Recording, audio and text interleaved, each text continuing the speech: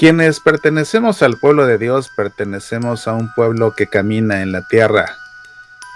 La iglesia aquí en la tierra es una iglesia peregrina. Eso implica un continuo caminar buscando el encuentro con el Señor. Cuando vamos a la Santa Misa, hacemos 3 procesiones que tienen el propósito de encontrarnos con el Señor. Cada una cargada de simbolismo, de significado. Cada una suscitando un encuentro con el Señor, un encuentro auténtico. Sin embargo, como mucho de lo que celebramos en la Santa Misa, las procesiones suelen darse por descontadas y por lo mismo suelen no ser entendidas. Y al no ser entendidas, difícilmente son realmente vividas y suscitan el encuentro con Dios que deberían. De ahí que en esta emisión de El Club de los Búhos vayamos a ocuparnos de aprender acerca de estas 3 procesiones que hacemos en cada misa. Va a ser un programa de mucho aprendizaje y que te ayudará a vivir la misa de una manera más consciente y más plena. Así que acompáñame, que el Club de los Búhos entra en sesión.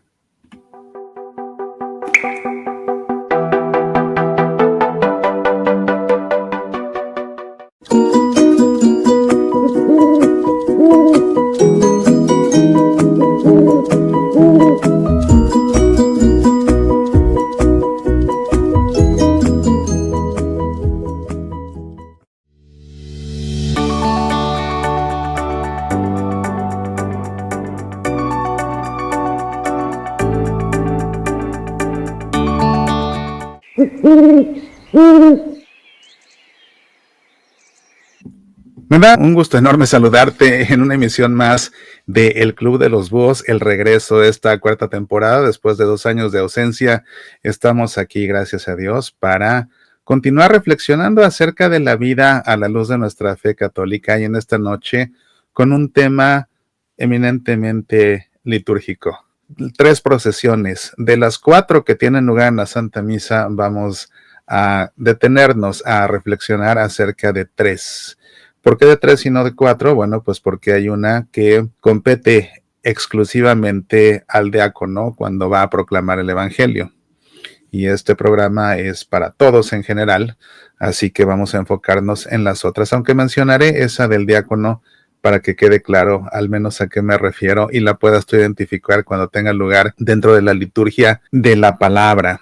Para quien sintoniza por primera vez el Club de los Búhos, una pregunta típica es: ¿y por qué se llama el Club de los Búhos si es un programa católico? ¿Qué tienen que ver los búhos? Bueno, el nombre del programa fue espontáneo hace 5 años cuando comenzamos las transmisiones. Empezamos a pasar el programa muy noche, realmente ya cerca de la medianoche, y era una cantidad impresionante de personas que se conectaban y que se conectaban además regularmente. Casi siempre eran las mismas personas, pero eran muchos a esas altas horas de la noche. Así que pues se me ocurrió, es que parecemos búhos aquí desvelándonos para aprender, y de ahí que el programa se empezó a llamar El Club de los Búhos. Esa es la razón, no hay que rascarle más. Además, claro, el búho es uno de los animales con los que se simboliza la sabiduría, y pues lo que buscamos aquí es aprender más, así que creo que le iba muy bien el nombre, de ahí que se llame el Club de los Búhos, y lo aclaro porque es una pregunta recurrente, y ahora que estamos retomando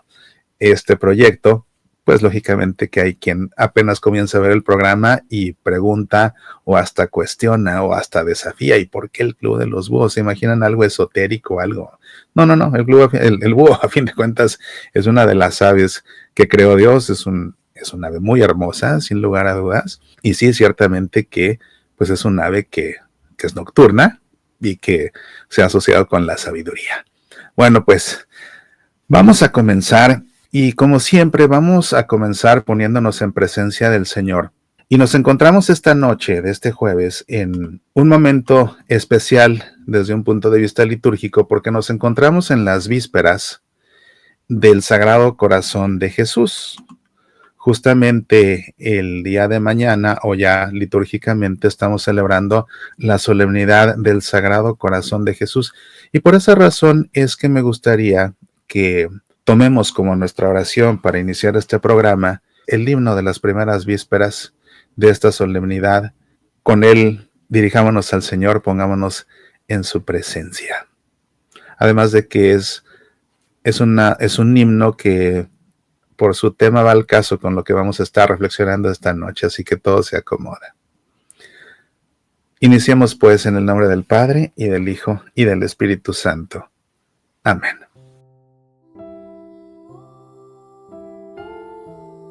Mármol con sangre, tu frente, y lirios con sangre, tus manos, tus ojos, soles con muerte, luna con muerte, tus labios.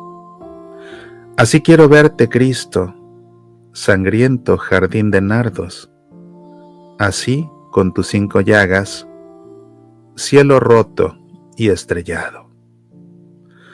Rojo y blanco, blanco y rojo, te vio la niña del cántico, bien merecido lo tienes por santo y enamorado. Abismo reclama abismo, ¿o no lo sabías acaso?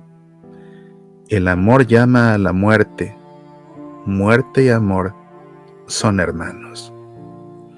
Amor quema, amor hiende, carne y alma, pecho y labio. Amor, espada de fuego, amor, cauterio y taladro. Así quiero verte, Cristo, con sangre, lirios y mármol, soles y lunas con muerte, en tus ojos y en tus labios. Amén. En el nombre del Padre, y del Hijo, y del Espíritu Santo. Amén.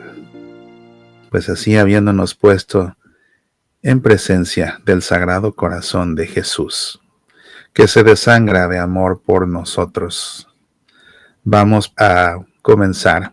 Y como siempre, vamos a saludar a nuestros amigos que están sintonizando el programa, y para ello vamos a pedirle a nuestro buen amigo Buino que venga a saludarlos. Hola Buino, ¿cómo estás? Vamos a ver a nuestros amigos que están haciendo el favor de dejarnos aquí sus saludos. Bien, Buino, pues a descansar por ahora. En un rato te amamos, pero nosotros vamos a comenzar a trabajar.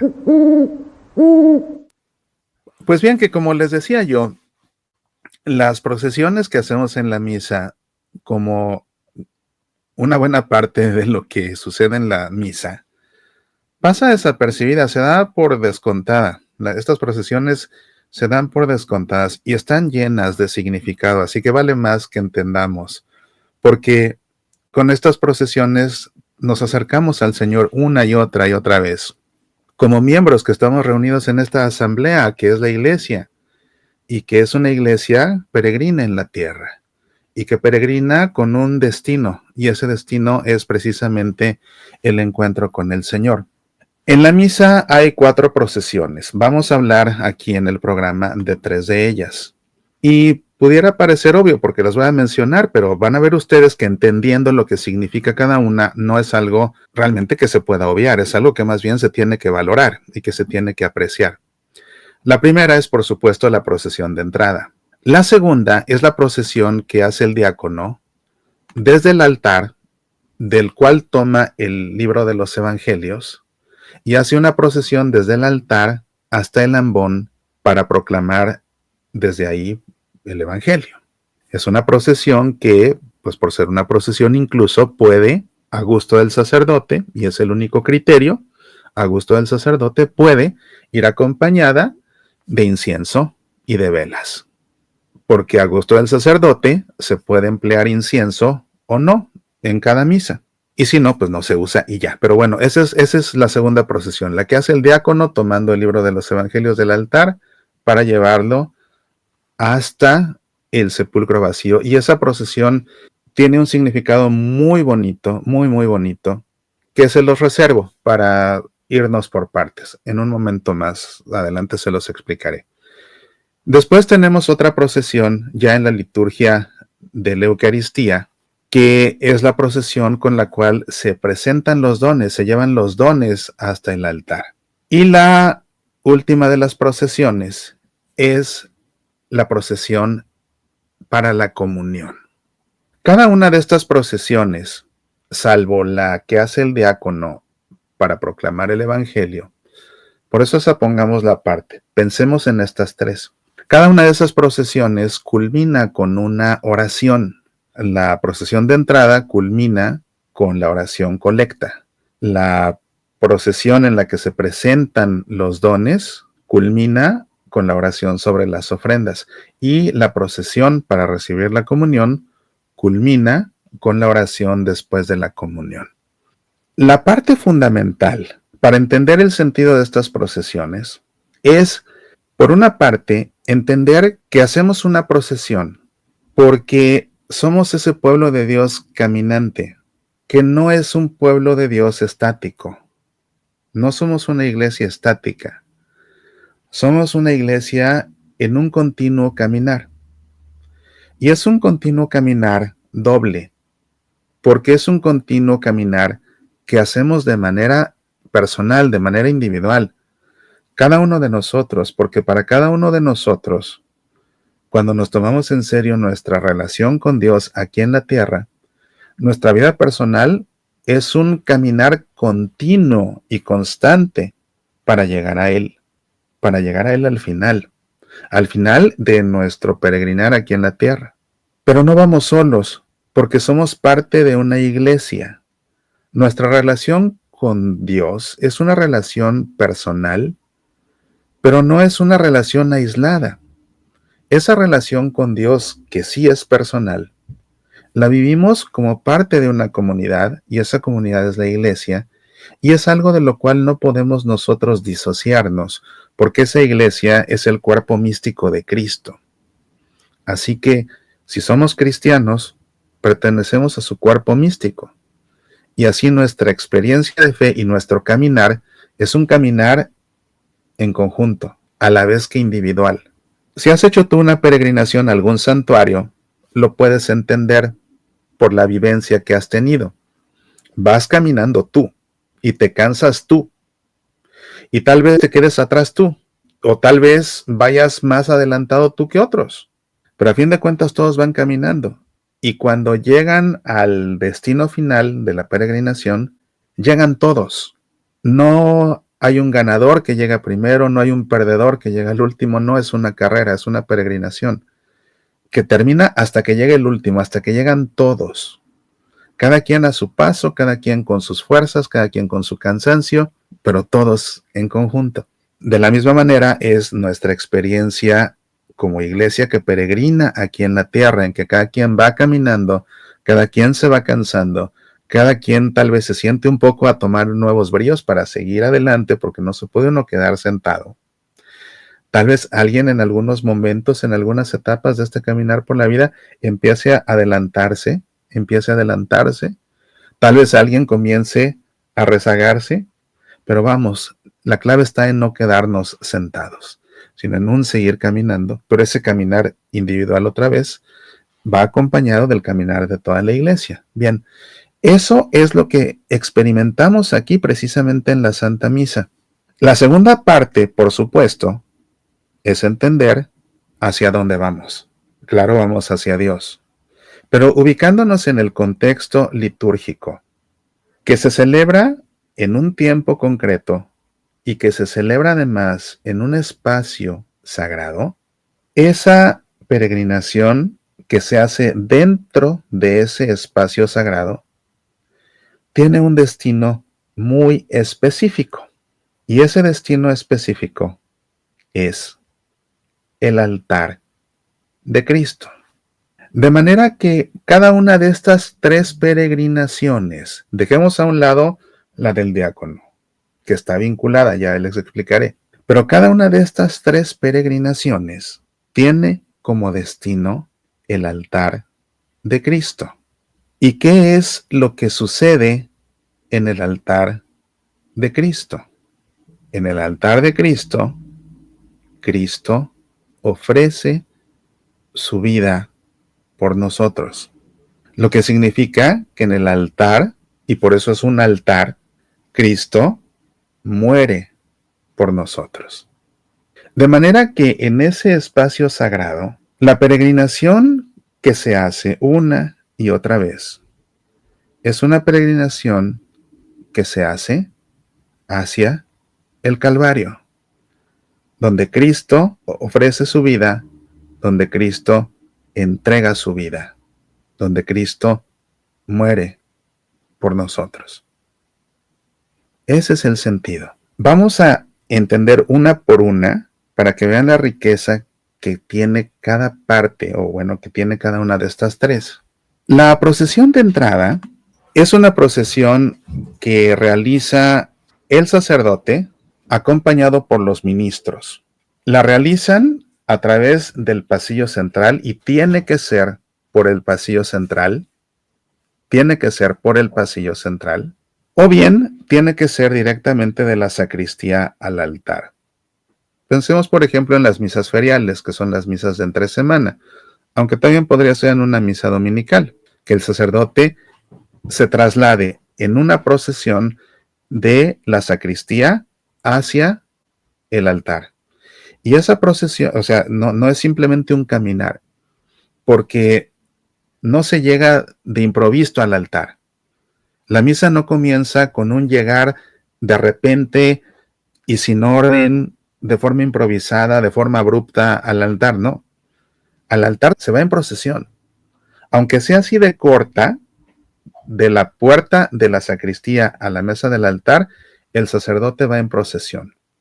Es la razón por la que lleva las manos juntas, no va caminando braceando, no va con los brazos cruzados, no va saludando, va con las manos juntas. Que de hecho esto que acabo de decir no es cosa menor. Cuando dije que el sacerdote no va saludando, no es cosa menor. Cuando entendemos en la procesión de entrada que lo que estamos haciendo es caminar con Cristo hacia el lugar donde va a ofrecer su vida, hacia el lugar donde va a morir por nosotros. Vamos caminando con Cristo en esa procesión de entrada hacia el Calvario. Entonces, no es un desfile para ir saludando. Ninguno de quienes marchan, porque una procesión se tiene que caminar con aire marcial y con paso marcial, con ritmo, con pausa, con ceremonia, con elegancia. Estamos escoltando, si ustedes quieren, a Cristo que lleva su cruz para morir en el Calvario, donde está el altar por nosotros. De manera que el tono de todos los que van avanzando en la procesión tiene que ser un tono solemne, un tono sobrio, una actitud sobria y reverente, porque es hacia donde vamos. En la procesión de entrada puede entrar el sacerdote o puede entrar con los demás ministros. Si se emplea incienso, antes de que inicie la procesión de entrada, el sacerdote, y subrayo, el sacerdote, coloca incienso en el turiferio o turíbulo o incensario, el sacerdote, y lo bendice en silencio. Y después, el turiferario, que es el monaguillo encargado de llevar el turiferio, por eso se llama turiferario, porque es el portador del turiferio o turíbulo o incensario. Él va a ir incensando todo el camino por el que va a ir pasando esa procesión. Después de él va el portador de la cruz, del crucifijo. Esta cruz, que algunos le dicen cruz alta, otros le dicen cruz procesional, más bien es una cruz procesional. Él camina y a sus lados, en una misa, estamos hablando de una misa celebrada por un presbítero, porque en la misa celebrada por un obispo es más ceremoniosa, entonces hay más participantes, pero no compliquemos las cosas por ahora, quedémonos en la misa celebrada por un presbítero. Entonces va primero el turiferario incensando, después de él va el que lleva la cruz y a sus lados van los dos que llevan las velas encendidas. Detrás van los demás ministros y luego viene, cuando hay un diácono, el diácono portando el libro de los evangelios. Si no hay un diácono, entonces uno de los lectores porta el libro de los evangelios o evangeliario y detrás del libro de los evangelios va el sacerdote.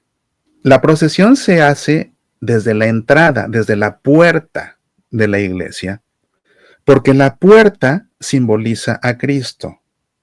De hecho, una iglesia que está bien diseñada por un arquitecto que sabe de arte sacro, la arquitectura es un arte, sabe que la puerta principal de una iglesia tiene que estar diseñada de manera que sugiera que es Cristo, porque eso simboliza.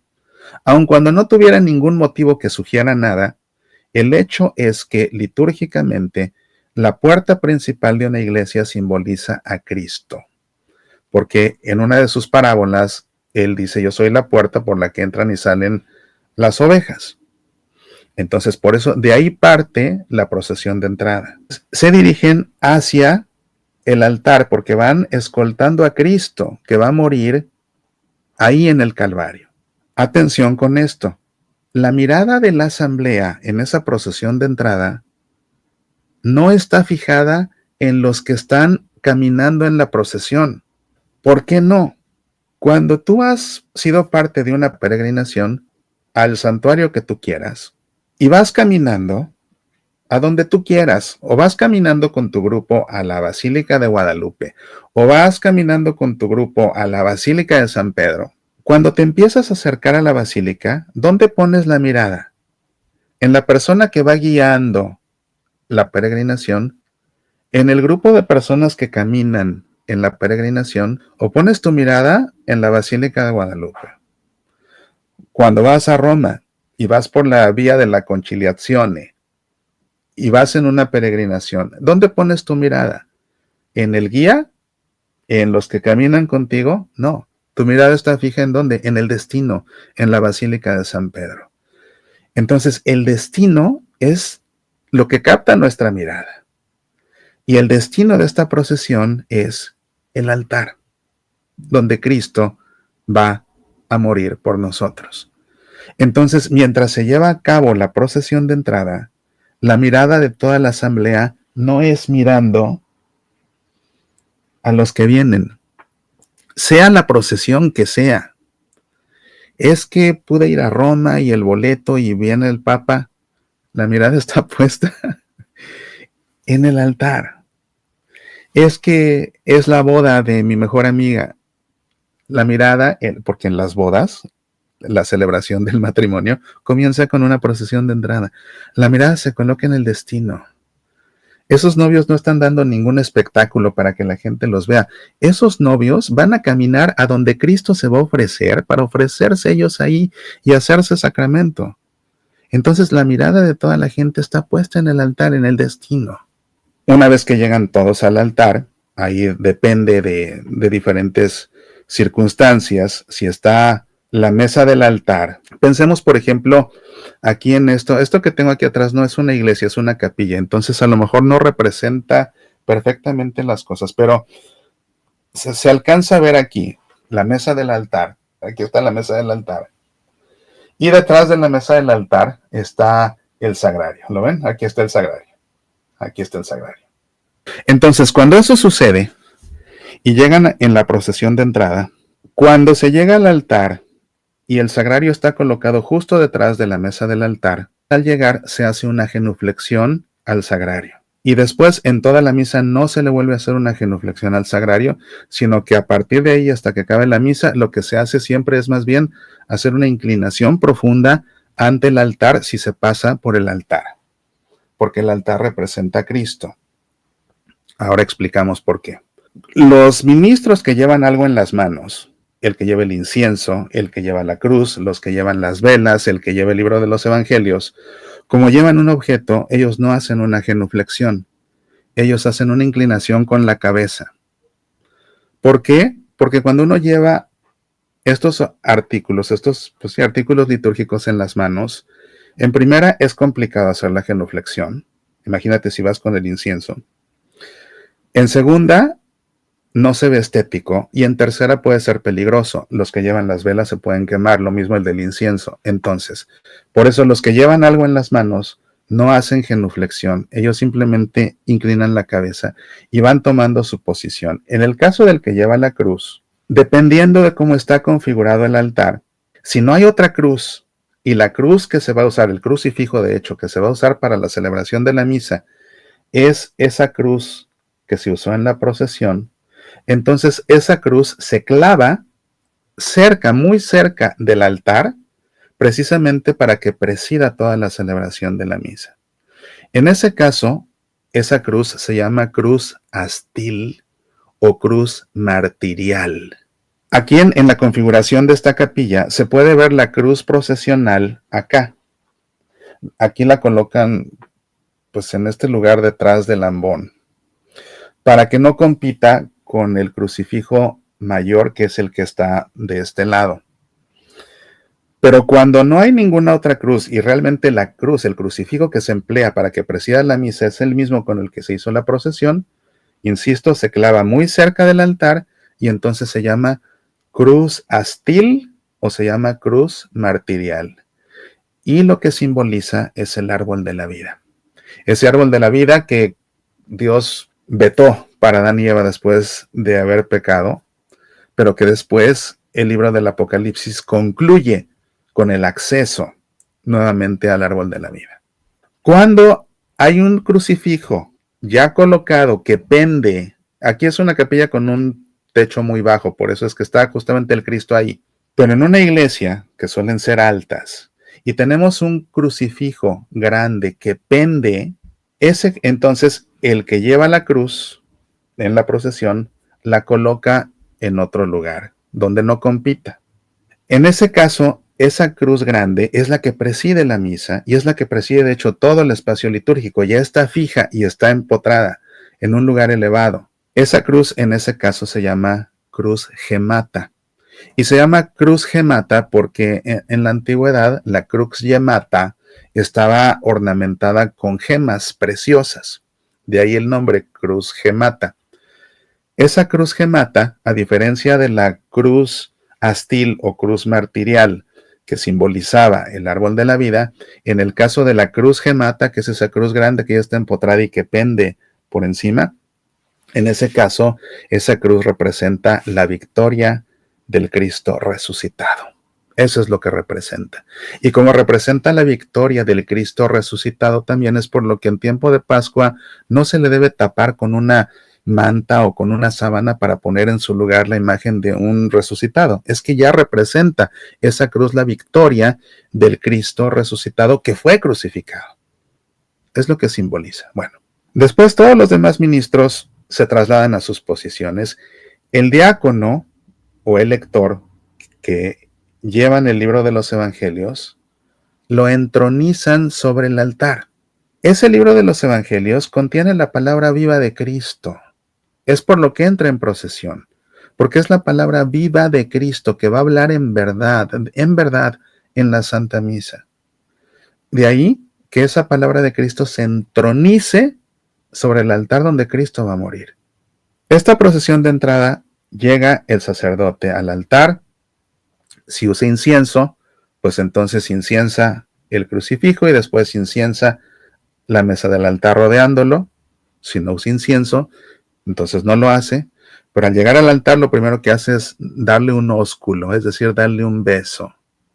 Ese beso se llama ósculo. Lo besa. ¿Por qué? Porque ese altar simboliza a Cristo. Y después de ahí se traslada a su silla presidencial, a la sede del sacerdote.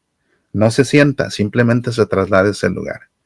Y ya desde ese lugar continúa, no diciendo buenos días, bienvenidos sean todos, ¿quién viene de visita? Levante la mano el que no sea de aquí. No, es todo un rito. Sigue siendo parte de esta procesión de entrada, no se puede interrumpir con ese tipo de distracciones mundanas, sociales, que no van al caso. Es parte del mismo rito. Entonces, después de que el sacerdote besa el altar o inciensa el altar después de besarlo, Se traslada a la silla, a su sede, y desde ahí continúa, en el nombre del Padre, y del Hijo, y del Espíritu Santo. Todos se signan, todos responden amén, y el sacerdote continúa de inmediato diciendo que el Señor esté con ustedes. Y el pueblo le contesta, y con tu espíritu. Esto no es un saludo, no es un buen deseo, es una invocación.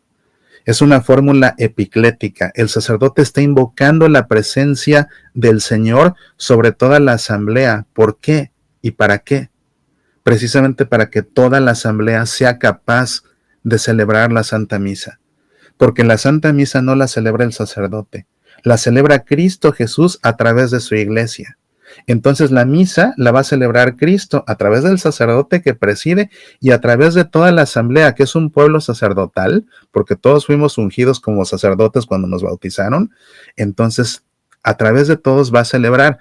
Para que pueda toda la iglesia celebrar, el sacerdote invoca que el Señor esté con ustedes, así para que descienda sobre toda la asamblea, y toda la asamblea dice, y con tu espíritu, precisamente para que puedas presidir. Es por lo que todo esto no se puede sustituir con esos saludos sociales de qué bonito está el clima. No, no, no. No, eso es mundano. Será muy bien educado de cortesía, pero aquí no va el caso. Aquí estamos en terreno en un momento sagrado. Esas cortesías están bien en el atrio al final de la gente, ya el sacerdote que salude al que quiera, le desee los buenos días, le dé un abrazo, lo que quiera. En este momento es otra cosa.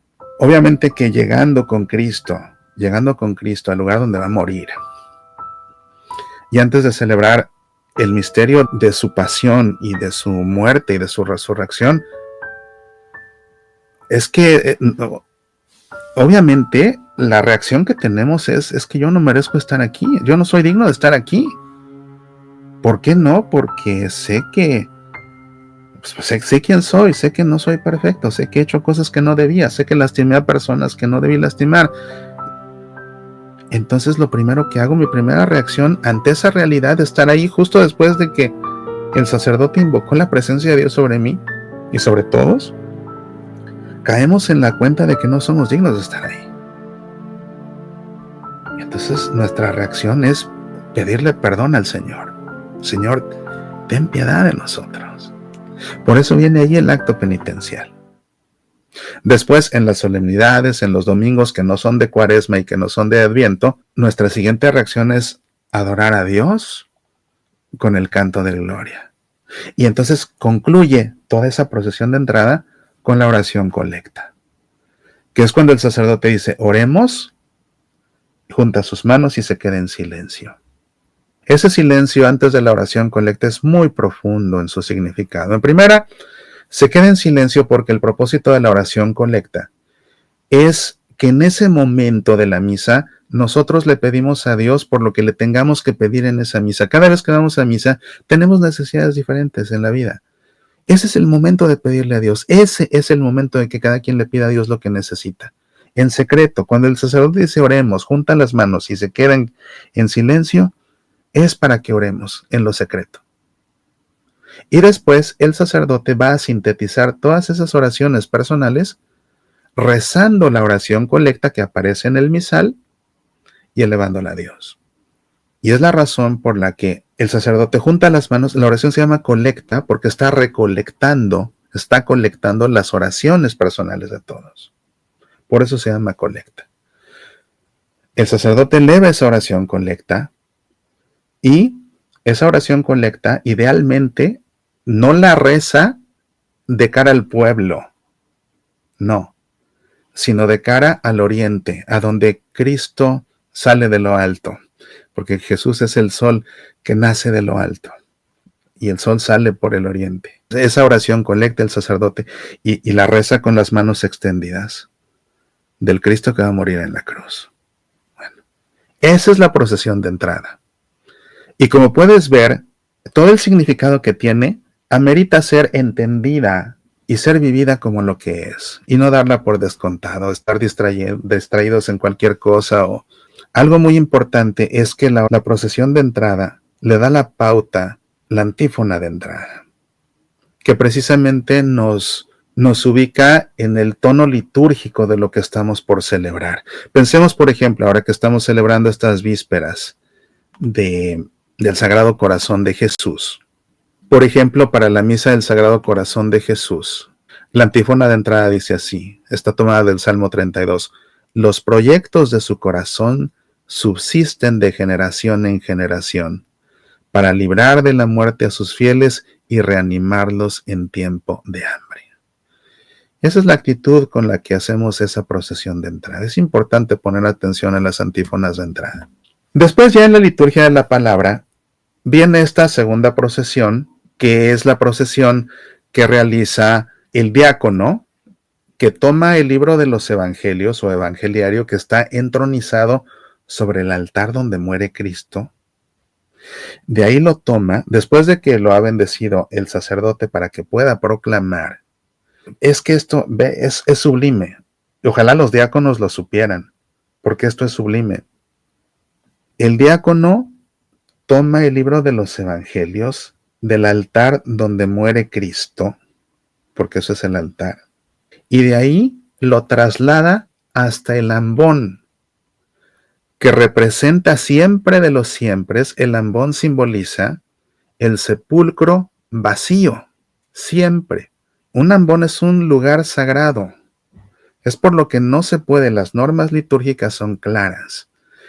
El ambón no se puede usar para hacer anuncios, para dar conferencias, para dirigir rezos, para dirigir cantos, para ensayar que la iglesia cante antes de que empiece la misa, para que el caballero de Colón se suba a anunciar la venta de hot cakes. No. El ambón es el sepulcro vacío, desde donde un ángel fue el primero en proclamar la buena nueva de la resurrección. Es por lo que el ambón está reservado para la proclamación de las lecturas, para entonar el salmo, para la predicación de la homilía, para la entonación del pregón pascual. Y en una catedral, cuando se instala un obispo, para leer desde ahí el edicto con el que el Papa está instalando un obispo. Es para lo único que se puede usar un ambón. Y también para proclamar las preces de la oración universal, de la oración de los fieles. Solo para eso, solo para eso. Entonces, el diácono, desde ese altar donde muere Cristo, lleva el libro de los evangelios, que es la palabra viva de Cristo, hasta el sepulcro vacío. Y ese traslado lo que simboliza es el vuelo de los ángeles, que acompañan a Cristo desde el lugar de su muerte hasta su resurrección. Eso significa. Un diácono ahí debería ir estremeciéndose hasta la médula. Lo coloca, por eso, cuando se usa incienso, el diácono inciensa el evangelio. No inciensa el ambón, inciensa el evangelio. Y dicho sea de paso, dado que la razón precisamente por la que en tiempo de Pascua el cirio pascual, que representa al Cristo crucificado que ha resucitado, se coloca al lado del ambón, es precisamente para que visualmente en el tiempo de Pascua, que estamos celebrando la resurrección, veamos al Cristo crucificado que ha resucitado, que es el cirio, al lado del sepulcro vacío, que es el ambón. Entonces, esa es la procesión que hace el diácono. Pongamos la parte porque estamos enfocándonos más bien en las otras procesiones. En la liturgia de la Eucaristía viene la segunda procesión que hacemos nosotros. Esta procesión tiene el propósito de presentar ante el altar el pan y el vino, que nosotros, el pueblo que estamos ahí reunidos, le estamos ofreciendo a Dios. Ese pan y ese vino son nuestra ofrenda a Dios. Pero, ¿qué es lo que realmente estamos ofreciendo? Esto es muy importante. Es de lo más importante que sucede en la misa y también de lo que más ignorancia hay. Lo que nosotros estamos ofreciéndole a Dios en el ofertorio, que por eso se llama ofertorio, más que pan y vino, le estamos ofreciendo a Dios nuestra propia vida, porque somos un pueblo sacerdotal y la función del sacerdote es ofrecer sacrificios a Dios. ¿Qué es lo máximo que podemos ofrecerle a Dios de nosotros mismos? Pues a nosotros mismos. Entonces, ese pan y ese vino simbolizan la vida personal de todos los que estamos ahí, que nos estamos ofreciendo a Dios. ¿Y qué es lo que le vamos a ofrecer a Dios en ese momento? Nuestra vida de ese momento. Dios mío, te ofrezco las buenas obras que hice. Dios mío, te ofrezco los aciertos que tuve esta semana. Dios mío, te ofrezco que me dieron un ascenso en el empleo. Dios mío, te ofrezco que terminé mis exámenes finales con 10 de calificación. Dios mío, te ofrezco que fue cumpleaños de mi esposo y le cociné su guiso favorito y se lo hice con mucho amor. Te lo ofrezco también en sacrificio para que sigas bendiciendo a mi esposo. Todo lo bueno que hemos hecho, en ese momento se lo ofrecemos a Dios de una manera consciente, deliberada, pensada. Pero también le ofrecemos a Dios lo que no anda bien. Dios mío, te ofrezco el dolor de mi enfermedad, que no se me quita y que cada vez me duele más. Te lo ofrezco en sacrificio, únelo a tus dolores en la cruz, ahora que te ofrezcas por nosotros. Dios mío, te ofrezco que estoy muerta de angustia porque mi hijo anda en muy malos pasos y no encuentro la forma de que regrese y no puedo dormir. Esa angustia que tengo te la ofrezco por su bien de él. Dios mío, te ofrezco la tristeza de mi corazón porque acaba de fallecer mi papá. Y mi corazón y mi alma están hechos jirones. Y todo este dolor que tengo, toda esta pena, te las ofrezco en sacrificio para que lo redimas, para que redimas ese dolor que no me deja vivir. Todo lo que nos salió bien, lo que no nos salió bien, lo que nos agobia, lo que nos pesa, lo que nos aflige, todo se lo podemos ofrecer en sacrificio a Dios y se lo tenemos que ofrecer a Dios en sacrificio en ese momento. Y eso está representado por ese pan y ese vino. Entonces, esa procesión que se hace, fíjense, en ese pan y ese vino estamos ofreciendo, estamos llevando nuestra vida ¿a dónde? Al Calvario, donde Jesús se va a ofrecer. Y ahí el sacerdote o el diácono los van a recibir y los van a llevar al altar. Y no solo pan y vino, también en gratitud y con un espíritu de caridad y de generosidad. Dios mío, aquí está el fruto de mi trabajo. Este dinero que doy, que sé muy bien que es para ayudar a las necesidades de la iglesia y a las obras de beneficencia de la iglesia, no le estoy dando como una limosna, sacándome el cambio que ahí me encuentra en la bolsa y aventándolo. No. Ya lo traigo calculado, deliberado, porque esto que te doy es la ofrenda del fruto de mi trabajo que recibo de tu generosidad. Y cuando me pasan la canasta no lo aviento ya. En ese momento, de una forma consciente, digo eso: Dios mío, recibe esta ofrenda que es fruto del trabajo que recibo de tu generosidad. Es una ofrenda. También, y ese dinero que se colecta también se le puede presentar al sacerdote en esa ofrenda, porque es parte de la ofrenda de la vida de la gente, que ofrece su vida y que ofrece el fruto de su trabajo. También dice la instrucción general del misal romano que se pueden presentar bienes para ayudar a los necesitados. El dinero y estos bienes para ayudar a los necesitados no se colocan en la mesa del altar, se tienen que colocar en un lugar aparte. El diácono, el sacerdote reciben este pan, reciben este vino, los llevan al altar. Y entonces todos nos ponemos de pie para que el sacerdote rece la oración sobre las ofrendas. La oración sobre las ofrendas, que cambia cada misa, al igual que la oración colecta, lleva implícitas dos partes. La primera, pedirle a Dios que acepte estos dones para que se conviertan, por generosidad de Dios, en el cuerpo y sangre de Cristo. La segunda parte que va implícita en esa oración sobre las ofrendas es hacernos conscientes de que estamos ofreciendo nuestra vida. Es decir, que nos ofrecemos para ser también víctimas en este sacrificio junto con Cristo. Él será la víctima, pero nosotros sus covíctimas. ¿Por qué? Es que la razón por la que Cristo instituyó la Eucaristía es para poder morir en la cruz por nosotros y llevarnos a la cruz con Él, estando en comunión con Él.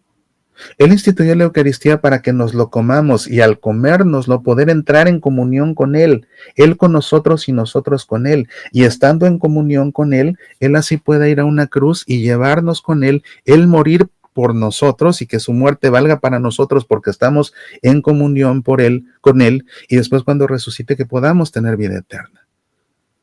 Entonces, Él se va a ofrecer como víctima y nosotros como covíctimas y tenemos que ser conscientes de eso en ese momento, que estamos ofreciendo nuestra vida. Pero, otra vez, ante esa realidad que resulta avasalladora, Dios mío, es que estoy presentando mi vida ante el altar, aquí en el Calvario, donde Cristo se va a ofrecer y va a morir por nosotros, la verdad es que no alcanza, mi ofrenda no alcanza. ¿Por qué no? Pues porque sé que soy limitado, porque conozco mis debilidades, porque conozco mis miserias. Te lo ofrezco de corazón y te ofrezco lo mejor que tengo, pero pues no alcanza, sinceramente. No, a nosotros no nos alcanza y Cristo lo sabe. Y entonces viene un acto de amor indescriptible. Porque ese Cristo que sabe que a nosotros no nos alcanza nuestra vida, pero que le estamos ofreciendo con amor, lo que va a suceder es que el sacerdote le va a pedir a Dios Padre que envíe al Espíritu Santo para que transforme ese pan y ese vino que simbolizan nuestra vida ofrecida a Dios en el cuerpo y sangre de su Hijo, que es su Hijo y que es el sumo sacerdote. Y que al ser Él el sumo sacerdote, ofrece el sacrificio por excelencia. Nuestra ofrenda no alcanza, pero la de Él sobra. Ese pan y ese vino que representan nuestra ofrenda que no alcanza, el Espíritu Santo la va a convertir en el cuerpo y sangre del Hijo, que es el sumo sacerdote que ofrece la víctima perfecta. ¿Y por qué ofrece la víctima perfecta? Porque se ofrece a sí mismo y Él es el Hijo de Dios. Y esa es la razón por la que Cristo es el altar. Cristo es sacerdote, víctima y altar. ¿Por qué? Es sacerdote porque ofrece un sacrificio. De hecho, ofrece el sumo sacrificio, entonces es el sumo sacerdote. Cristo es víctima porque se ofrece a sí mismo, dando su vida. Y Cristo es altar, ¿por qué? Porque en el Antiguo Testamento, cuando Dios le dio a Moisés las tablas de la ley y pactó una alianza con el pueblo de Israel, ustedes serán mi pueblo y yo seré su Dios. Para que esa alianza quedara sellada, se ofreció un holocausto sobre un altar y con la sangre de los animales que se ofrecieron en holocausto, los sacerdotes aspergieron el altar y aspergieron al pueblo. Y con esa sangre se selló esa primera alianza. Ahora Cristo, al morir en la cruz, su sangre va a sellar una nueva alianza que es eterna y que no es ya nada más con el pueblo de Israel, sino que está abierta para toda la humanidad y salvarlos a todos. Entonces Cristo derrama en la cruz su sangre y para poder sellar con su sangre esa alianza, tiene que hacer lo que se hizo para sellar la primera, asperger con esa sangre el altar y asperger con esa sangre al pueblo. Cristo, al desangrarse, su propio cuerpo queda aspergido por esa sangre y por eso Cristo es altar. De esa manera asperge el altar, aspergiendo su cuerpo. Por eso Cristo es sacerdote, víctima y altar. Pero para sellar esa alianza tiene que asperger a su pueblo. ¿De qué manera nos asperge a nosotros? Dándonos a beber su sangre. Eso es lo que sucede en la misa. Eso es lo que sucede en la misa. Hay que ser conscientes de esto. Y falta una tercera procesión. Para reflexionar sobre ella, vamos primero a hacer una breve pausa.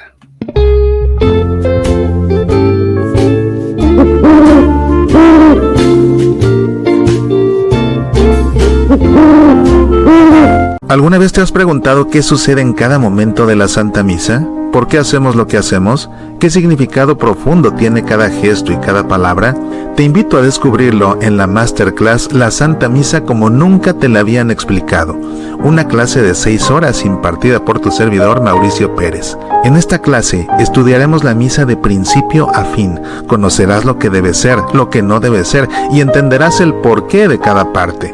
Desde la congregación de los fieles hasta la bendición final, comprenderás la sacramentalidad profunda que transforma cada momento de la misa en un encuentro vivo y verdadero con Dios. Una clase dirigida a ministros litúrgicos, diáconos, sacerdotes, catequistas y a todo católico que quiere aprender a tener en cada misa un encuentro vivo con Dios. La clase se imparte solo de manera presencial y solo dentro de Estados Unidos. Si deseas más información y quieres invitarme a tu parroquia, visita el sitio semillasparalavida.org. Medita, aprende, apasionate por nuestra fe.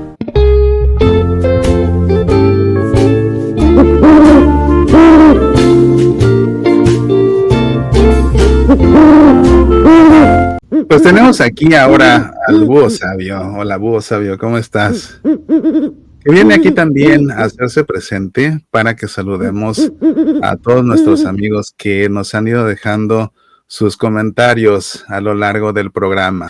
Es lamentable que algunas parroquias en el Oremos el Padre menciona toda una lista de personas por quienes se ofrece la Santa Misa de ese día. A veces ya no se puede uno concentrar. No, no es lamentable. Realmente pues es que la misa se está ofreciendo por todos ellos. Cristo está muriendo por todos ellos.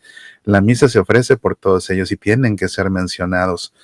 Seamos más bien pacientes porque tienen que ser mencionados. Ya una vez hablé, no sé si aquí o en otro de mis programas, hablé como acá en Estados Unidos es exactamente en lo contrario. Aquí necesitas que se ofrezca una misa por una intención particular y solamente celebran la misa por una y punto, y no les interesa. Es que se murió mi papá, por favor, se acaba de... Así nos pasó una vez con la mamá de mi esposa y quisimos, es que acaba de fallecer. No, pues no hay misa, si quieren, se las hacemos. En 3 meses y medio hay una, quieren que se la anote, que no entiende que acaba de morir la señora. No, aquí ni de broma, una y se acabó. Entonces, qué bueno, porque Dios a fin de cuentas, ni que su generosidad estuviera limitada y su misericordia fuera contada, para que te la den a cuentagotas. No entiendo por qué hacen eso aquí en Estados Unidos. Entonces, al contrario, hay que dar gracias por lo que, si donde tú vives, Carolina, que creo que vives en Estados Unidos, sí mencionan a todos, dale gracias a Dios, más bien, dale gracias a Dios. Luego tenemos acá a Esteban, gracias por las enseñanzas y por el servicio, pues no hay nada que agradecer, yo lo hago con mucho cariño. ¿Es la primera vez que ves el programa en vivo? Bueno, pues qué bueno que le atinaste. Si no, ya saben que si se lo pierden en vivo, al día siguiente lo ven grabado aquí en el canal Mauricio Pérez, youtuber católico, y acuérdense que también lo pueden escuchar en podcast a partir del día siguiente, en su servicio de podcast favorito, pueden escuchar el audio. Y no se olviden también de compartir estos programas porque creo que los temas que reflexionamos valen la pena y le pueden hacer bien también a todos sus amigos. Luego acá, vaya primero a la oficina a poner su intención. Dicen, pues sí, es que si no, ¿cómo le hacen para saber? O sea, también hay que llevar un orden, entonces sí hay que ir a la oficina para que puedan anotar a todas las personas por las que se va a ofrecer la misa. Entonces, pues sí, imagínate que cada quien llega con el sacerdote en ese momento y son tantas cosas que es mejor llevar un orden y por eso es por lo que te mandan a la oficina. No es por molestar, es precisamente para poder hacer las cosas con el orden litúrgico que amerita y que así no se le vaya a olvidar a alguien, ¿no? Imagínate que se lo dices al sacerdote en ese momento, 2 minutos antes de que salga la misa, te dice que sí, pero a la hora que sale, pues entre tanta cosa que está concentrado, se le pasa, se acuerda cuando ya no es momento de decirlo, ya no lo dice por eso, y tú te sientes fatal pensando que te ignoró, cuando en realidad no fue así.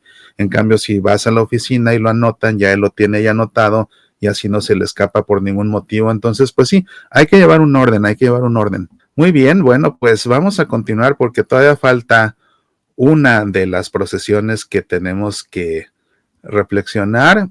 Bueno, Búho Sabio, pues ya me estás pesando mucho porque pesa, no como Buino que no pesa nada. Despídete.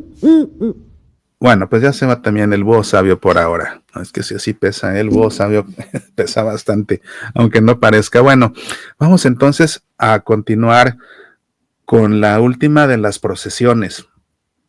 Esta también es muy importante, muy importante. Y por no entenderla, hay muchos que reniegan. De esta reniegan, y qué terrible que así sea. Es la procesión para la comunión. Uy, tanto podemos decir acerca de la procesión para la comunión. Otra vez, hay que entender a dónde nos dirigimos. El destino de esa procesión es el altar donde Cristo muere. Entonces, hay que entender que no es la fila de la comunión, que pararte de tu banca para ir a integrarte a esa procesión no es ir a formarte en la cola, no. Es una procesión, es la iglesia peregrina en la tierra que camina en una procesión de manera pausada, de manera contemplativa, de manera amorosa, al encuentro con el Cristo que se ha ofrecido en la cruz por nosotros. Es lo que es. Quienes reniegan de esta procesión, usualmente es porque preferirían que la comunión se distribuyera como antes del Concilio Vaticano II, antes de su reforma litúrgica, con todos de rodillas y que el sacerdote fuera llevándole la comunión a cada uno. Sin embargo, con la reforma litúrgica, lo que se hizo fue regresar a una práctica anterior, que consistía precisamente en esta procesión, para tener este encuentro con Cristo. Porque cuando me pongo de rodillas y vienen y me dan, sí, claro, es el Cristo que viene, pero lo que queremos sugerir es que Cristo ha muerto en la cruz y yo camino hacia Él. Yo también lo busco, yo también avanzo. O sea, es que no es todo para mí, no es todo venga para acá, es yo también pongo mi parte. Es una alianza. Tú mueres por mí, yo te busco, yo voy. Yo me acerco porque quiero estar contigo. Entonces, ese caminar expresa mi deseo de querer estar contigo, de querer llegar a ti y de querer llegar a ti a donde has muerto por mí. Por eso la procesión se hace al punto donde se comulga, que es precisamente el altar. Yo formé parte mucho tiempo de una parroquia donde no entiendo por qué se les ocurrió. Y creo que parte de la razón es porque no entendían bien el propósito de los ministros extraordinarios de la Sagrada Comunión y lo querían hacer como para darle participación a más personas, que para eso no es ese ministerio.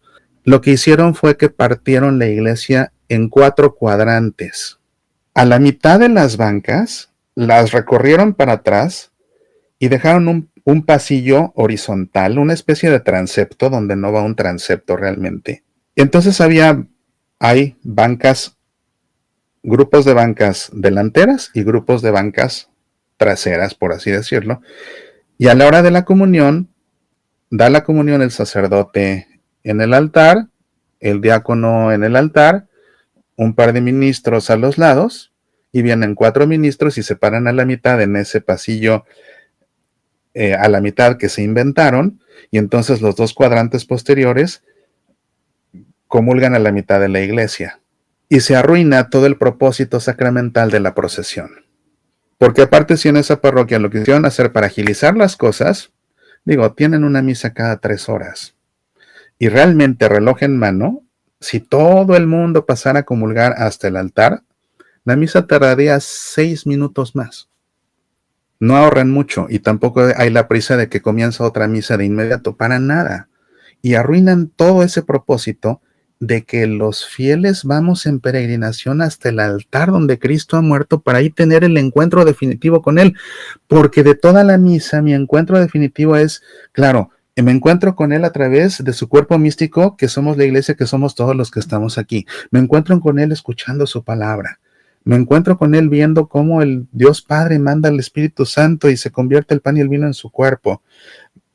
Me encuentro con Él viendo cómo ese pan y ese vino se convierten en el cuerpo y sangre de Cristo. Pero el encuentro definitivo es cuando por fin me lo como y entremos en comunión. Ese es el encuentro definitivo. Y eso es muy simbólico porque eso es un preámbulo de mi existencia, de mi destino final. Porque mi destino final será la comunión plena y eterna con Cristo, al final de mi existencia aquí. Eso es tan significativo eso, tan significativo eso. Y es una procesión.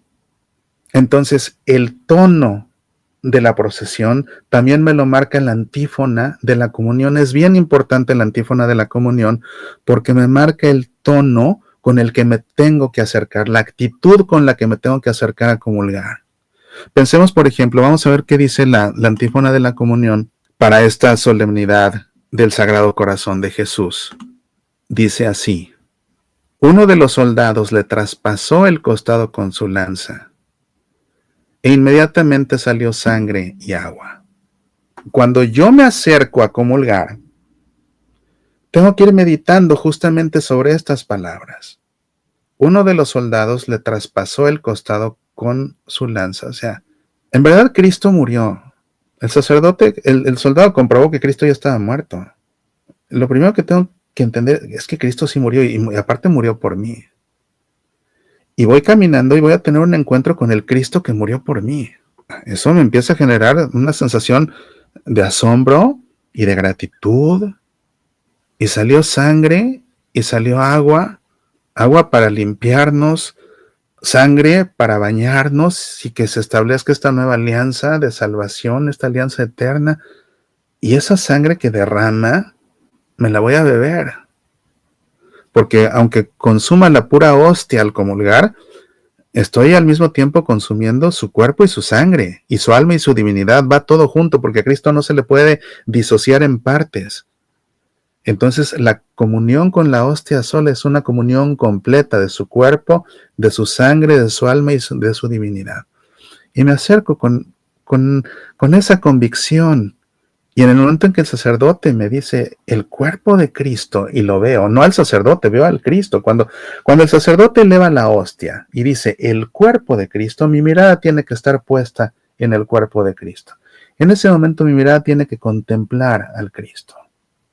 Pero antes, en el momento en que llego en esa procesión y me encuentro con Cristo, antes de consumirlo, hago un acto de reverencia. Pregunten en su diócesis cuál es, si el obispo ha indicado alguna para su diócesis. Aquí en nuestra arquidiócesis, los arzobispos desde un tiempo para acá han indicado que el gesto de adoración al Señor antes de comulgar sea una inclinación de cabeza. Pero puede ser una genuflexión, puede ser una señal de la cruz. En nuestra arquidiócesis es una inclinación de cabeza. Pero ojo, la inclinación de cabeza o ese gesto de adoración no se le hace a la espalda del que está comulgando antes que yo, se le hace al Cristo. Una vez que el que está comulgando antes que yo se retira y me encuentro con Cristo, entonces le hago a él realmente el acto de adoración, si no, no tiene sentido. Pero ese es el propósito de esta procesión. Es el propósito de esta procesión. Es un pueblo que camina para tener su encuentro definitivo con Cristo. Y que se retoma una práctica anterior de cuando se introdujo aquella otra de que todos se pusieran de rodillas para recibir ahí la comunión. Antes, lo que se hacía realmente era ir en procesión a recibir esa comunión, como hacemos ahora, después de la reforma litúrgica del Concilio Vaticano II. Es la procesión para la comunión. Entonces, nadie que no vaya a recibir la comunión tiene nada, absolutamente nada que estar haciendo ahí. A no ser, por supuesto, que sea un niño pequeño que no se puede dejar solo y desatendido. Entonces sí, va con sus papás. Pero fuera del caso de que sea un niño pequeño que no se puede quedar solo desatendido, nadie tendría por qué estar haciendo nada en esa procesión, porque el propósito de esa procesión es recibir la comunión. Es que viene alguien que no es católico, pero que viene de visita y que me está acompañando, entonces pues que pase y que ponga así los brazos para que le den una bendición.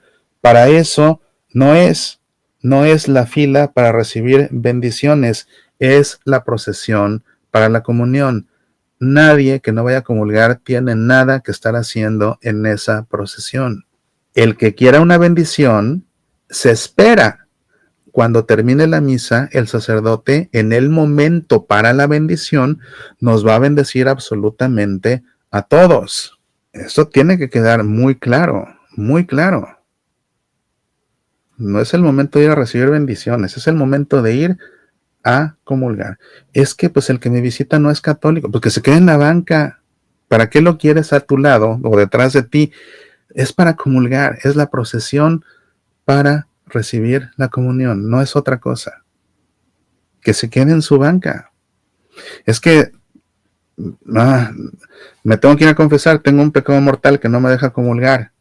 Pues ahí te quedas sentado, no vas a que te bendigan ni que nada. Al final el sacerdote nos va a bendecir a todos, incluso a los que no sean cristianos. Si te acompaña tu amigo hindú por alguna razón, porque a lo mejor le empieza a interesar el cristianismo y viene a ver qué con la iglesia católica y te acompaña y todo eso, qué bonito.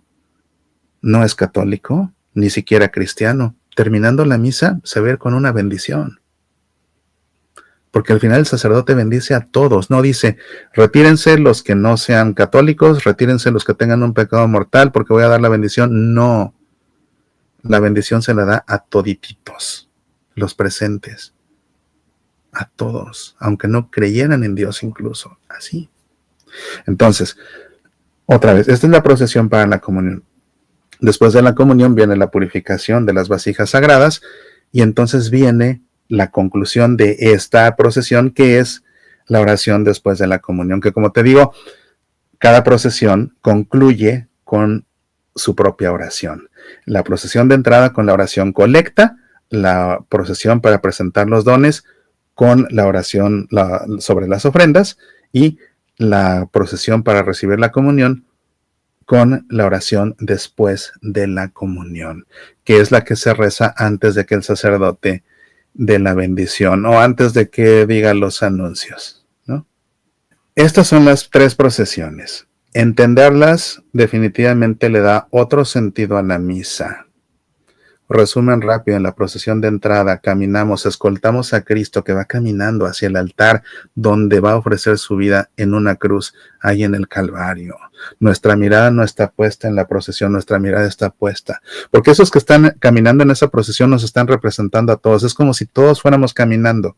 Es como si todos fuéramos caminando, nada más que no cabemos todos por el pasillo central. Entonces, ¿y cuánto tardaría? Por eso, nada más ellos. Nada más el sacerdote o el sacerdote y los ministros, todos los demás en nuestra banca, pero nuestra mirada no está puesta en los que caminan, nuestra mirada está puesta allá en el altar, precisamente en el destino de esa procesión.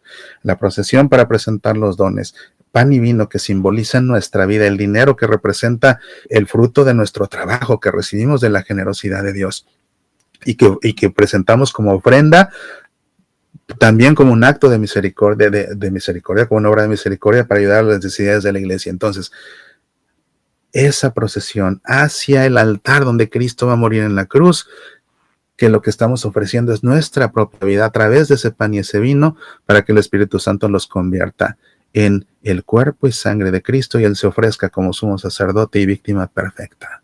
Y nosotros como covíctimas con Él. Y la oración, la procesión para recibir la comunión es la procesión que hacemos otra vez hasta el altar donde Cristo ha muerto para tener ahí el encuentro definitivo con Él al comerlo, que Él entre en nosotros y así entremos en comunión con Él y Él con nosotros. Ese es el sentido de estas procesiones. Vale la pena en verdad entenderlo y más vale la pena estando en misa ser consciente de lo que está sucediendo y cuando nos toque caminar esas procesiones, por ejemplo, para los que son ministros litúrgicos, sepan lo que están haciendo. Y es para temblar. Estás escoltando a Cristo mientras va caminando para morir en la cruz. Si te piden que lleves el pan y el vino en esa procesión, en la presentación de los dones, tiembla, porque lo que llevas en tus manos es la vida de todos los que están ahí. En el momento en que vas a hacer la procesión para comulgar, tiembla, porque por fin vas a tener el encuentro con ese Cristo que se ha ofrecido. Y que se ofreció convirtiendo tu ofrenda en su cuerpo y su sangre por el poder de su Espíritu Santo. O sea, es tanto, cuando sintetizas todo esto, realmente la misa acaba por ser una experiencia de Dios plena. Una experiencia de Dios plena. Por eso me gusta tanto explicar esto, porque tenemos que vivir la misa como lo que es, un encuentro pleno con Dios. Nada le gana a la misa como experiencia de Dios. Pero si no la entendemos, nos vamos a perder de tantas partes que nos conectan con Dios como nada más en la vida. Les agradezco a todos su participación en este programa y vamos a pedirle nuevamente a Buino. Buino, ¿dónde te fuiste? a despedir a nuestros amigos. Aquí está bonito. Luis, así llegan aquí a la mera hora de la Santa Misa y se molestan, pero también tenemos que tener empatía con quienes llegan con peticiones de recién fallecidos. Pues sí, pues es que la gente llega con necesidades, ¿no? Y bueno, sí hay que aprender a tener un orden, pero también hay que aprender a tener paciencia y empatía, ¿no? Es el pueblo de Dios y así es la cosa. Ángeles, en la procesión de entrada, los lectores, ¿qué lugar ocupan? El que lleva los evangelios es el que, y si no lleva los evangelios, pues va de todas maneras antes de los diáconos, y si no hay diáconos, antes del sacerdote. En la iglesia, dice mi mamá, va una muchacha cuidadora de una señora en silla de ruedas, pero ella no comulga. Ah, bueno, pues si la cuidadora no comulga, sus motivos tendrá, pero pues va acompañando a la persona en silla de ruedas, pues obviamente está haciendo las veces de las piernas de la señora que va a comulgar en la silla de ruedas, ¿no? Obviamente en un caso así, pues por supuesto que es legítimo, o bien otra cosa que se podría hacer es pedirle al sacerdote que le lleve personalmente la comunión hasta su banca, o que envíe un ministro extraordinario a que le lleve la comunión hasta su banca, pero pues qué mejor que con la silla de ruedas la señora tenga esa experiencia sacramental de acercarse. Más que bonito, Dios mío, aquí vengo con todo y mi silla de ruedas y que ni puedo porque me tienen que ir empujando, pero aquí vengo hasta ti porque me muero de hambre de comerte porque te necesito. Es un testimonio realmente muy poderoso que a nosotros nos tiene que catequizar también el que hace la señora, y que la señora, para poder hacerlo, cuenta con el apoyo de la muchacha cuidadora. Quién sabe por qué no comulgará ella, pero pues todo va funcionando, ¿verdad? Y ahora que venga el búho sabio a terminar de despedir a todos los demás. Patis, en la parroquia a la que pertenezco nos dice el padre que no es correcto hacer ningún gesto antes de comulgar, pero muchos sí se signan, pero como dice, lo hacen ante la persona que va adelante. Bueno, el sacerdote de tu parroquia debería leer la instrucción general del misal romano, porque se tiene que hacer un gesto de reverencia antes de comulgar, pero se tiene que hacer ante Cristo, Eucaristía, obviamente, no ante el que va comulgando delante de uno, no, tiene que ser ante Cristo, Y te digo que revise la instrucción general del misal romano el padre, porque es un gesto de adoración, es un gesto latréutico. Acuérdense que la misa tiene 4 fines. El fin propiciatorio, ofrecerle un sacrificio, que es nuestra vida, que ya explicamos. El fin impetratorio, pedirle a Dios por lo que necesitamos. Ya lo explicamos con la oración colecta. El fin eucarístico, darle gracias. Ese día, otro día se los explico. Y el fin latréutico, adorar a Dios. Esos son los 4 fines de la misa: propiciatorio, impetratorio, eucarístico y latréutico. Entonces, el latréutico es: vamos a misa a adorar a Dios. Ese gesto que hacemos, ya sea la inclinación o ya sea la genuflexión, doblando la rodilla, o ya sea la señal de la cruz, es un gesto latréutico. Estamos adorando a Cristo antes de consumirlo. Es lo que es. Entonces el padre pues debería tener esto claro, porque es lo que es. Aquí el sacerdote no bendice a los niños que se acercan, pero muchos fieles no lo ven bien. Es que otra vez no es el momento de dar bendiciones. No es una fila para bendecir a nadie. Es la procesión para la comunión y la bendición. A ver, recordemos lo que dice el libro del Eclesiastés. Cada cosa tiene un tiempo y todo su momento bajo el cielo. Hay un tiempo para comulgar y un tiempo para recibir la bendición. Este es el tiempo de comulgar. El tiempo de recibir la bendición vendrá después. Y algo importante de esa procesión, es una procesión. Entonces, otra vez, mi actitud es: voy caminando hasta Cristo que murió en la cruz, que se me va a dar como alimento. Entonces, no es para ir saludando a los que me voy encontrando ahí porque están sentados. No, así como la procesión de entrada no es para ir saludando, no, aquí no es para ir saludando, es mi foco, mi mente, mi concentración está en Cristo. Y tampoco es el momento para repartir. Una vez en una iglesia de cuyo nombre no quiero acordarme, salieron con que regalaron calendarios con el escudo de la parroquia porque era misa de 1 de enero, sí. Y entonces, mientras íbamos en la procesión para comulgar, unas señoras estaban ahí repartiendo los calendarios antes de que comulgáramos. Ay. Así se las gastan, Y peor, hay parroquias, nos hemos enterado, donde Como los niños no pueden comulgar, pues para que no se vayan desairados, les regalan una galletita. Entonces, en lugar de comunión, les dan una galletita para que no se vayan desairados. Nadie tiene por qué inventarle cosas ni cambiar la misa porque la distorsionan. Esos niños que no pueden comulgar, que aprendan a tener hambre eucarística para que se mueran de ganas de hacer la primera comunión. Es de lo que se trata. Es de lo que se trata.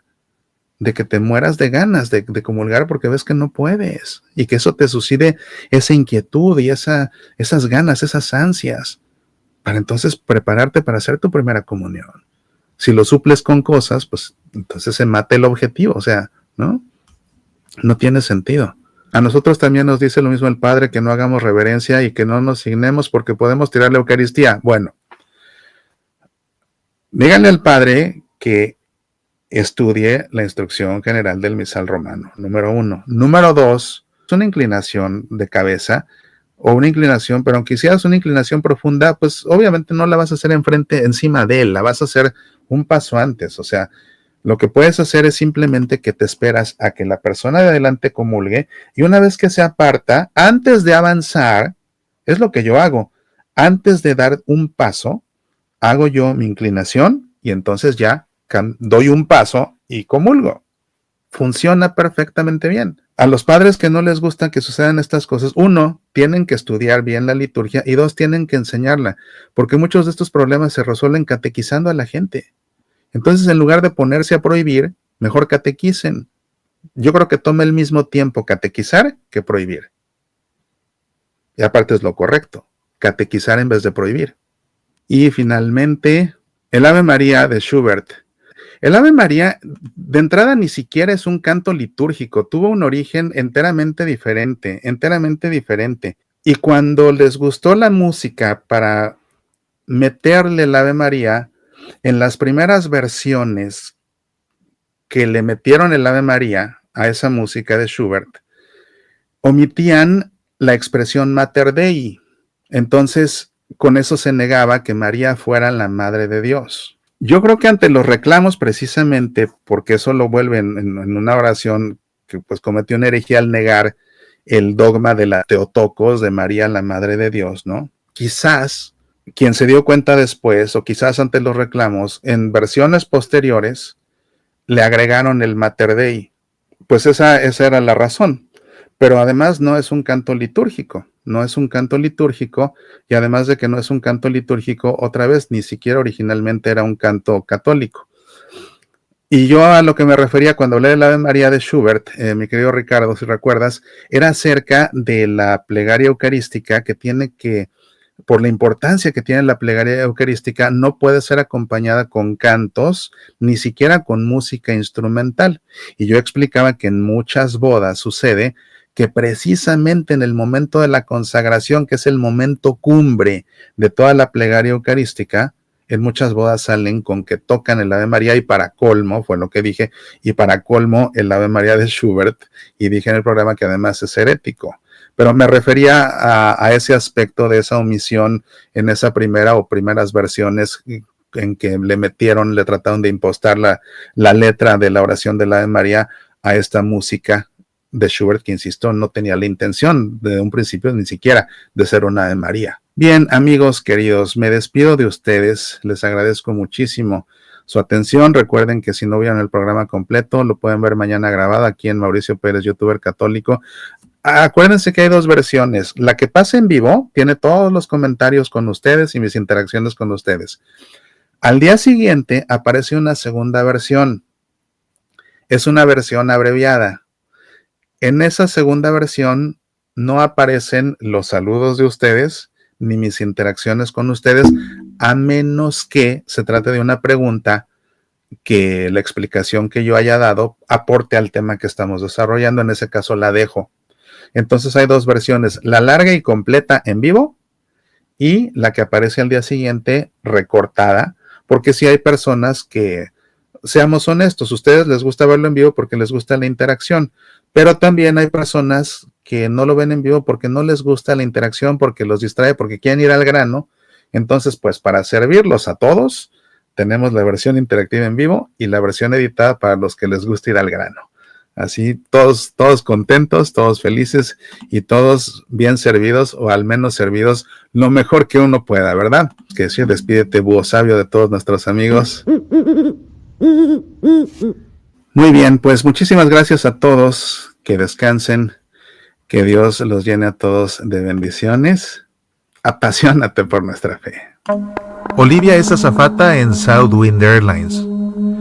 6 meses atrás, su esposo Julio murió en un accidente volando un avión ultraligero. Tras un largo duelo, Olivia decide volver a volar para ocupar su mente y superar su pérdida. En su primer vuelo, descubre entre los pasajeros a su marido. Ella lo confronta, pero él asegura no conocerla. ¿Está mintiendo? ¿En verdad no la recuerda? ¿O en verdad no la conoce? Coloca tu mochila debajo del asiento delantero y ajusta bien tu cinturón de seguridad. Al abrir este libro despegarás en un vuelo hacia una aventura que te atrapará hasta el final, mientras ayudas a Olivia a desenmarañar el misterio que envuelve a ese extraño pasajero. Ese extraño pasajero, la nueva novela de tu amigo Mauricio Pérez. Disponible en Amazon en edición impresa, Kindle y audiolibro. Ese extraño pasajero, un thriller que te mantendrá atrapado hasta la última de sus páginas.